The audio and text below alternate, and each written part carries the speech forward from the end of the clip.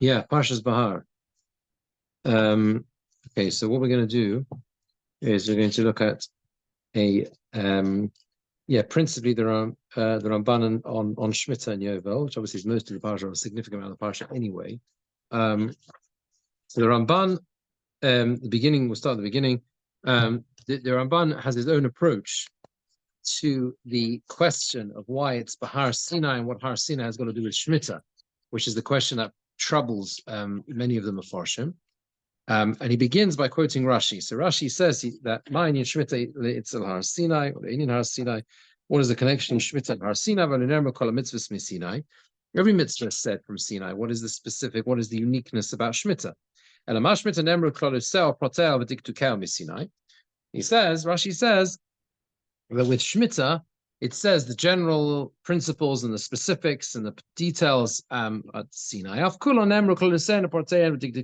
all of them, same thing. The details are spelled out at Sinai. That's how it is in Toras. Clearly, he says, it seems to me, now this is the explanation. This is all Rashi. We don't find that the laws of Shemitah are repeated in Devarim, in the plains of Moab, when Moshe Rabbeinu repeats the Torah again. We learned they were all said at Sinai.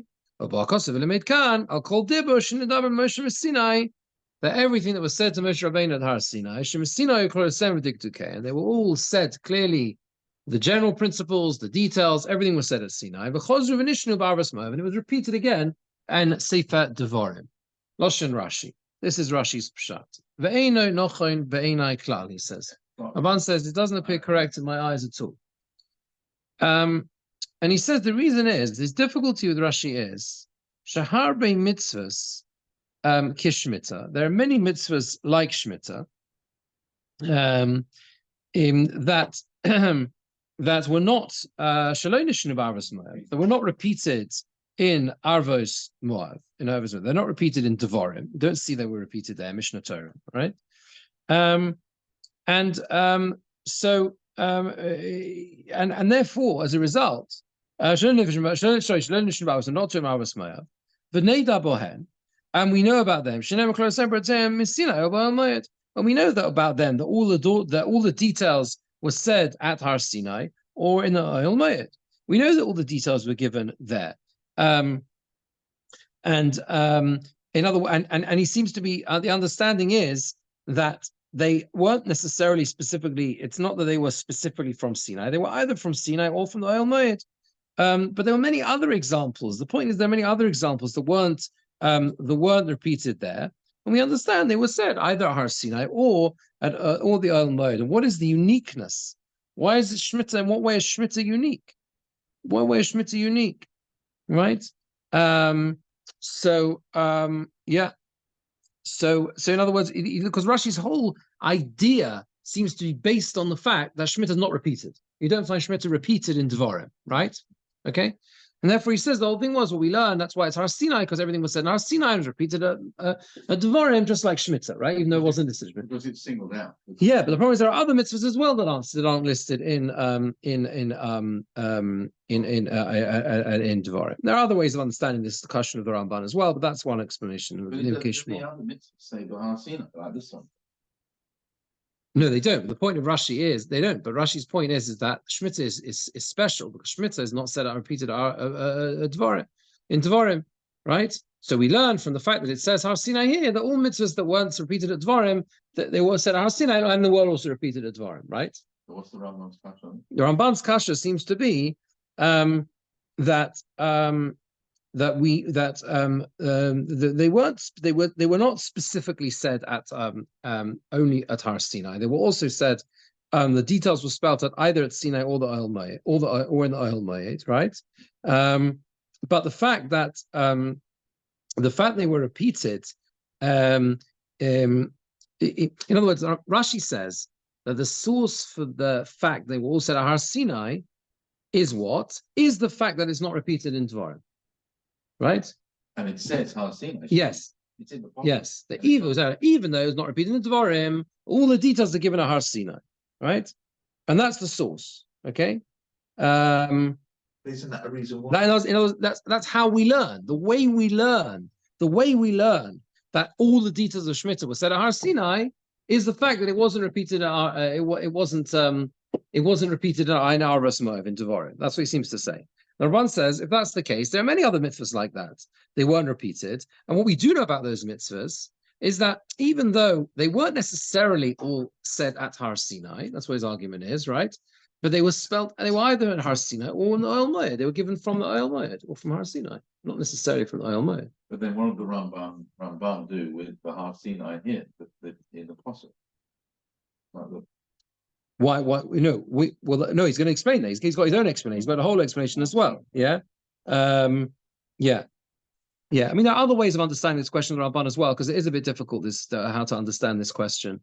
There is another explanation that they bring in the notes of the Rav Avuav, who says that he does a different understanding of his question, that it should have said it in many other mitzvahs up to this point.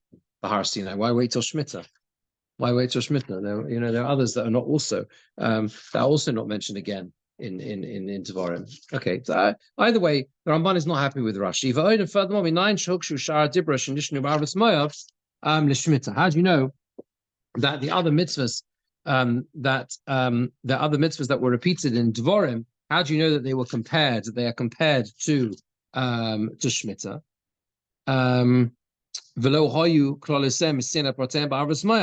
And they didn't have the general principles in Sinai and the details in Sefer Dvarim.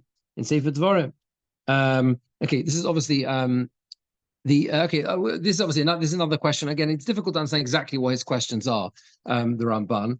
But he's basically saying, what makes you say that they're all the same? That they're all the same as Shemitah? And he says that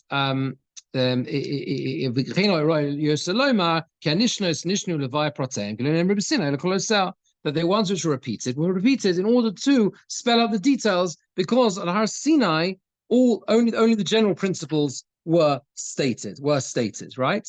In other words, that's a more logical way of understanding it. General principles are Har Sinai, and the details spelled out later in Sefer Dvarim, rather than saying, well, we learned from Shemitah that all of them, including all the details, were actually all said at Har Sinai. You see, he's not happy with that. He says, really, the way this brayso is to be understood, Pirusha, because that's Rashi's source, the explanation is as follows. It's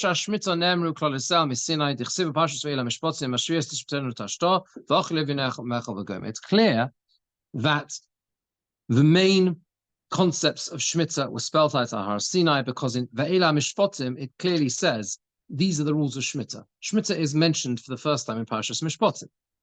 Ve'elu dinei hashmita b'derech klal. That is the general rule of Shemitah. General Shemitah is in Mishpotim.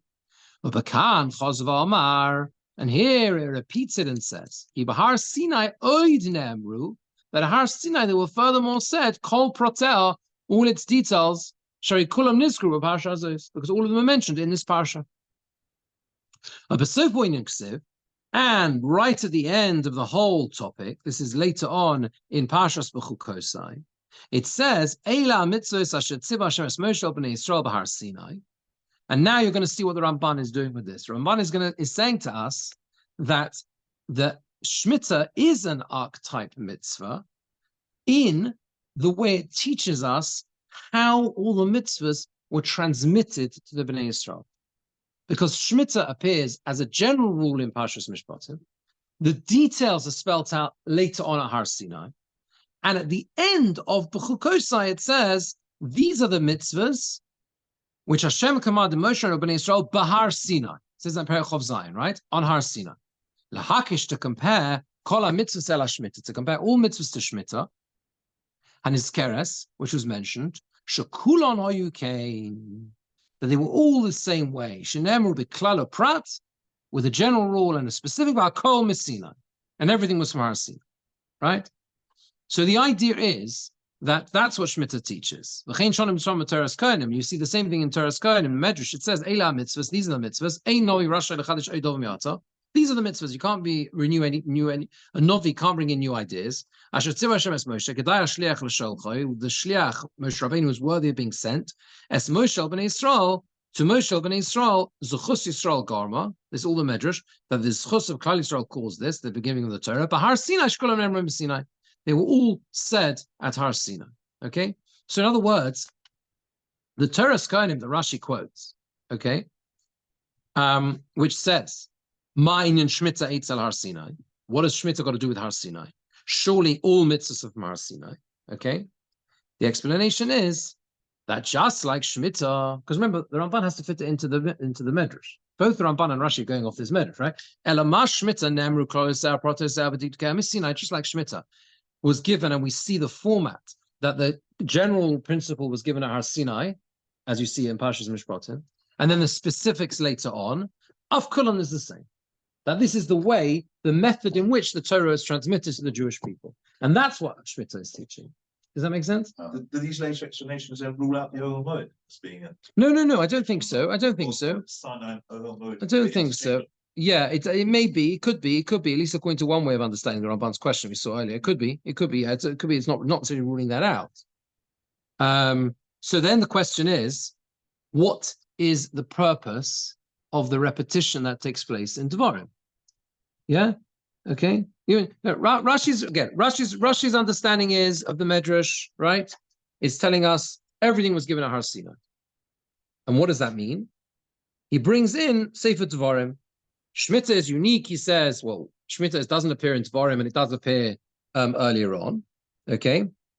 And the same thing with all mitzvahs, that everything was actually said at Har Sinai, all the principles, and everything was repeated in Avros Moed in Devarim. Right? Even though it's not always stated. Correct. Even though it's not always stated that it was repeated. Says the Ramban, no. Says Ramban, no. Leave aside Devarim.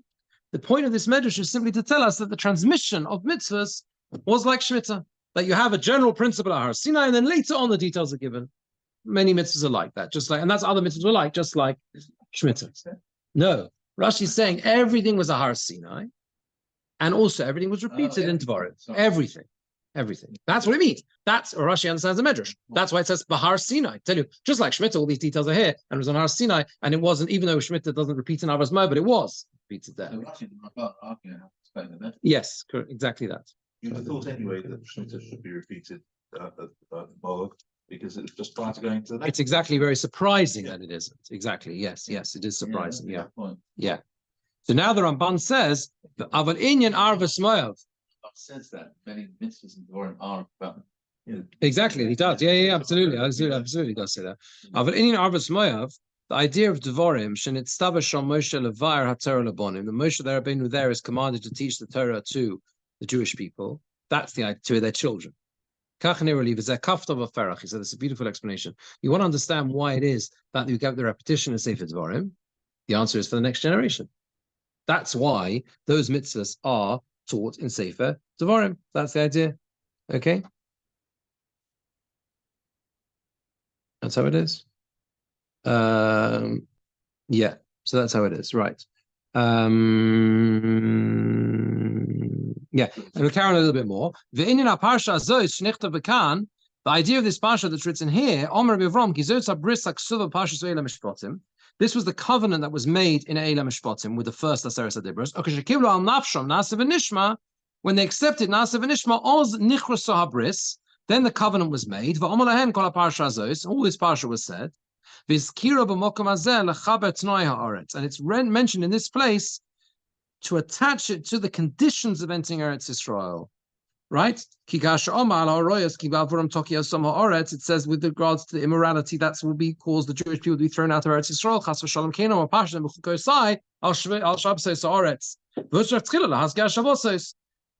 The idea of Shemitah being here specifically, yeah, because in Mishpatim, there's a covenant that's made with the Jewish people. HaKadosh Baruch Hu makes a covenant. This is the covenant means there's a relationship, and you have to keep the two sides of the covenant, right? Nasa v'Nishma means they accept that covenant, right? And here what you have is the connection between key principles of that covenant as a condition for entering Eretz Yisrael, which the next week's parsha talks about. B'chukosai talks about the toichacha. If you don't do this, then the land will remove you.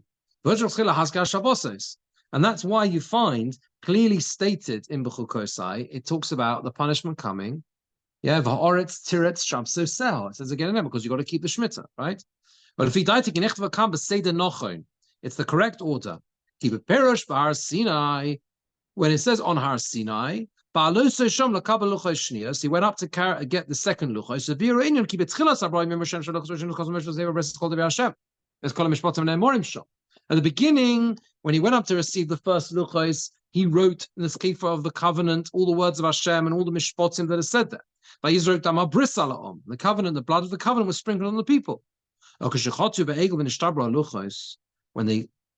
egel was when they sinned and the luchos were broken, it's like the covenant was cancelled. Then Hashem forgives them with the second set of luchos. There's a new covenant. I'm making a covenant with you. Okay. And then the mitzvahs, the strict mitzvahs that are said in Mishpatim are repeated, are repeated there. And it says, there's a renewal and a reminder of the covenant that was made in Mishpatim. This was after the second luchos are given. Hashem wanted to be stringent on them. So with this covenant, the second covenant, it should be the same with a curse and everything else. It should be the same as the first covenant. As it says with the first one, it's called the Hashem Kol HaMishpatim. Okay?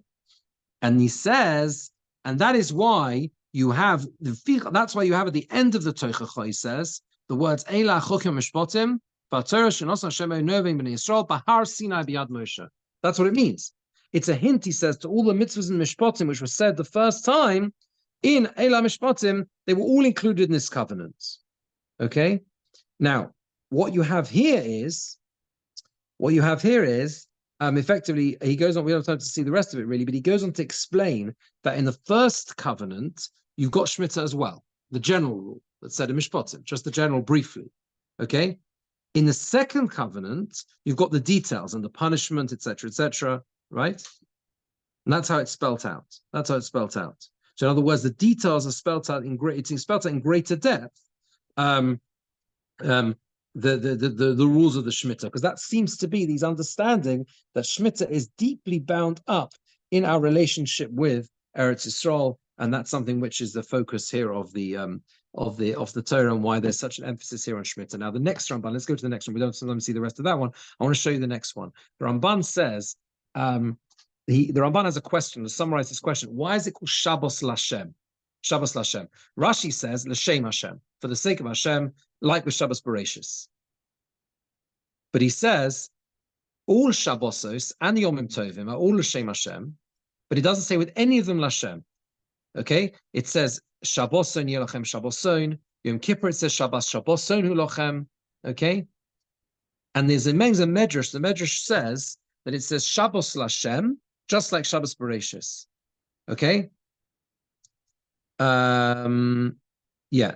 So basically, what he's trying to point out here is that there is a deep connection between Shabbos Bereshis and Shabbos of Shemitah. The weekly Shabbos and Shabbos of Shemitah. Why? Because he seems to be saying that those are the only cases where it says this word Lashem. Okay? So what is it? So if you look at just a few more lines, skip a few more lines. V'nei b'kan, oru esonu b'sod godol, misodos HaTorah. Here, these words Lashem and the connection between Shemitah and Shabbos, we are being told, awakened to a great secret of the secrets of the Torah. K'varomaz lonu Rabbi Avram, which is Ibn Ezra. Ibn Ezra has hinted at this. He says, Shekosu writes, "Atam Shabbos Lashem k'yom HaShabbos." That this word Shabbos Lashem is like the day of Shabbos. The sod yumos olam, and the secret of the days of the whole universe, romuz b'mokam hazeh, are hinted in this place. So he says these words Shabbos Lashem and the connection between Shemitah and Shabbos Bereshis is a very deep secret into the secrets and the deepest, most ideas in the Torah. V'koif oznecha, he says, bend your ears, l'shmoya, to listen, mashani rashoy lashmiacha, what I'm permitted to tell you, mimenu, v'loshan asher ashmiaka, in the language I will tell you, v'im tizke tisboni. You understand, if you're zocha, he says, if you merit, you'll understand this. In other words, he says, I'm about to tell you a very, very deep idea, which you'll only understand if you have a zchus and merit to understand it. This means the Ramban is going into the realm of basically a Kabbalistic concept. But you cannot, the basics here, we can read the words. I've already written Seder Bereshis. Kisheshis me Bereshis, Heim Yemos Olam. The 6 days of creation correspond to the universe, the entire existence of the world. The Yom HaShvi Shabbos Lashem Alekecha, and the 7th day, which is Shabbos, okay, is for Hashem completely. Ki vo yeh Shabbos Lashem HaGodol, because that will be the great, if you like, is Shabbos for Hashem HaGodol. In other words, for Hashem. Ki Kamoshe Shoninu B'Shvi. My Omrim is Moshe Shabbos. Le'osid Lovo Shekol HaShabbos B'Ruch L'Chai Olamim. We say this every Shabbos. Hayom Yom Shabbos Kodesh. Yeah. What do we say? Shavuot Yom Mikdash. Right. What do we say? No, but we add. We say Liyom Shekol HaShabbos. We say. One minute. What do we say? We say. No. What? No, sorry, and it's Enkelakenu. Right? In Enkelakenu, right? After Petmakatoris, we list the Shir Shel Yom. Right? We say explicitly. But Shabbos Omrim, in Shabbos they say, Mizmor Shel Shabbos, Mizmor Shel Osid Lovoi, the Mizmor Shel for the future, Liyom Shekulo Shabbos U'Menucha L'Chai Olamim. Right? So Shabbos is about the future. The 7th day is about the Olam Haba. That everything is perfect, the perfect Shabbos. That's what we say, right? The days hint to that which Hashem created in the 6 days of creation. V'hashonim, and the years, Yir Mazul Asher Yiyeh B'Vrias Kol Yimei Olam. And the years, which means Shemitah, okay, the 7 years of Shemitah correspond to the years of eternity. Okay, it's like the 6 days, 7 days of the week, but on a mass scale, the whole creation, the whole world, right? That's why the Torah is strict with Shemitah. Yosim Kol Chayav Elavin Chayav Golos Oleo. More than all negative prohibitions, and there's a Golos, there'll be exile. K'meshech Ba'aroyes. All Tiras Shabbos Yisrael, all of the Teichah referring to Shemitah again and again. Ve'echsin upon Rabbis Kolim Hashem Tishbos. Benemoris Teos Levi Tiras Shabbos Yisrael. Look at the Teichah. The Shemitah is mentioned multiple times, not just once. Okay, and he brings a medrash. We say so in Mishnah and Pirkei Avos, that exile comes al inu adin ilvus adin, twisting judgment, va'al shmita sa'oretz, and on Shemitah it's a Mishnah and Pirkei Avos, because mipnei shekol hakofer bo eino moed b'ma'aseh bereshis olam haba. Anyone who denies Shemitah doesn't admit to creation itself and olam haba. So according to that, what would be the 7 cycles of Shemitah? Would be much more than in the Shabbos. Well, it seems I don't know. It's not a question of more. I think it's a question of more. I think it's the parallel. It's the parallel between Shabbos Bereshis, which has a hint. We say Me'ein Olam Haba. It's some hint Olam Haba, and what the idea of the 7 years.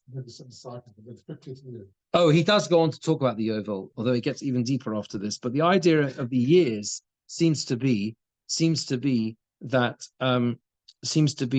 the idea being of the 6,000 years. Each year corresponding to 1,000 years, right? Yeah, that's what they explain here as well, right? That's what means Yemos Olam, because there's this idea there are 6,000 years of the world's existence, and the 7,000th year, the 7th one, is the Olam Haba, and that's the 7 years of Shemitah. He does say, he talks about the Novi as well. I think it's the Haftarah the Haftarah this Shabbos, Yirmiyahu Novi. There's a special covenant that takes place with them. And there's exile through not sending out the avodim in the 7th year. I don't know if that's specifically enough to, but it's around there in Yirmiyahu. Okay. Okay. And then basically he says that Yovel, it says, everyone returns. Ki yoshuvu b'Yovel hakol ish al achuzosoi v'ish al mishpachtoi. Right? This idea of freedom and returning to the roots and the heritage and the life itself, etc., etc. Okay, again, it's very deep and I don't claim to understand exactly what he's saying. Like I said, we can read the words just to get a hint into this idea. He says, this is the deep idea of Shemitah. So it seems to be that the Yovel, what happens in Yovel is everything goes back to the original source in some way. Yeah. Yovel is even deeper. Yes, Yovel is even deeper. and Yovel is the entire. That's the idea of the freedom in Yovel. Going back to that the original place. Maybe it could mean, but maybe it means before the Chait of Adam. Who knows? But that's the idea that he's saying. I want to just briefly share with you the Ramban's explanation of Yovel itself. It's quite a famous explanation. We don't really have time to.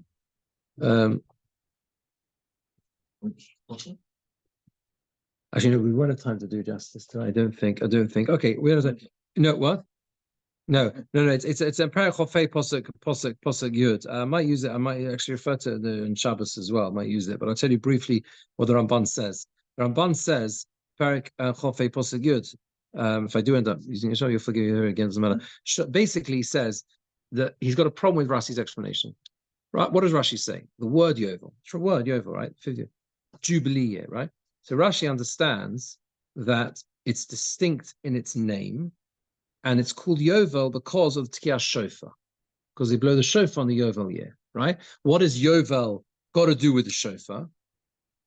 Because there's a reference in the Sefer Yeshua. It says they blew the trumpets, they blew the shofar, Bekeren HaYovel, okay, Bekeren HaYovel, right? There's a shofaris HaYovelim, okay. The problem, he says, is that why should it say Yovel He? The year should be called a Tkiyah. Okay? Why should the year be called a blowing? If that makes sense. If it means the shofar, right? That's his first question. And his second question is that the shofar, the word Yovel really means a ram. Okay? Shofaros HaYovlim. Okay, that word, the Shofaros HaYovlim, which I think is a posuk also in Sefer Yeshua, okay, it means Karnei Ha'elim. The show it's the horn of the ram. A Yovel is really a ram. It's not a horn. If that makes sense. It's not the shofar itself. Okay, he brings Targum Yonason there on Sefer Yeshua. Shufra, where it says Shofaros HaYovlim. Shufra the Keren Dechra, which is basically the horn of a ram, the shofar of the horn of a ram. Yeah, okay. And the Gemara says that same thing as well. Yovel means a ram, and they say the Gemara says that in Arabic a dichra, which is a ram, zocher, like a male ram, right? It's called yovla, a ram. Okay. And the problem is that the shofar that was blown on Yom Kippur of the Yovel did not have to be from a ram. All shofars are kosher. Yeah, all shofars are kosher. You're not allowed to use these Mishnah in Rosh Hashanah. There's certain you can't use the horn of a cow, etc., etc. But you can use, it doesn't have to be from a ram. They're in Hogim nowadays. People don't for the shofar. We learn shofar of Yovel, shofar Rosh Hashanah. A lot of halachos of shofar Rosh Hashanah we learn from Yovel. Yeah, it's that way around. Right? So the interesting thing is, and the question is, therefore, how can it be that the whole year is called after a ram when you don't even have to use a ram? You understand what he's done? He said, number one, it's the blowing. Okay, but why should the year be called the year of blowing? It's a blowing in the beginning. You announce the show, you announce the over. And second problem is really that, sort of paraphrasing it, is the word itself, even if you say it is associated with blowing, it really means the animal, and it doesn't have to be from that animal, the shofar, right? So if you look carefully, okay, well, Lafi Daiti says about halfway through, Lo kraya kos of Yovel ala tkiyah rak al hadorar. The word Yovel doesn't refer to the blowing of shofar at all. It means the freedom itself. Okay? He says this word does not appear in the first posuk. It says, V'havato shofar trua, you've got to blow a shofar. That's the first thing it says, right? In the 10th year, it says in posuk Yud, what you should do is, you should blow a shofar, announcing it, okay? Then it says, you sanctify this posuk, the 50th year, and you pronounce freedom in the land, l'chol yishol, the inhabitants, because everyone goes back to their things, etc. Yovel he. So the Yovel, he says, is about the freedom. Okay, it's about the freedom. Shiukulam b'nei chorin lodur b'chol mokum sheyirtzu. They're all freedom. They're all free to live wherever they want. V'oma Yovel he, and it says Yovel, Shabo Yovel kolesh al chuzasol mishpachto yoviluhu raglov merochek logur. What does the word Yovel mean? Have you ever done moving in Israel? In Israel, a moving company is called Chevrat Hovala. Same word, Yovel. Yovel, he says, is to move. That's what it means. Movement. That's what it means, right? And he says that, and that's how it is, right? This is Shabo Yovel Kol Ish El Achuzosoi. Yovilu Raglov Mirochok Lagor. That on it, every person will be moved back to his original ancestral holdings. His feet will move him from far away to live somewhere else.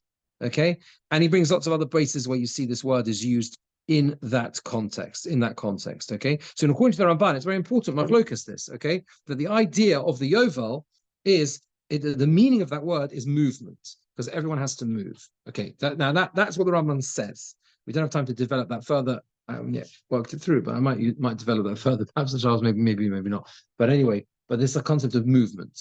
Okay. Anyway, let's think about it. All right, thanks for coming. Have a very good Shabbos.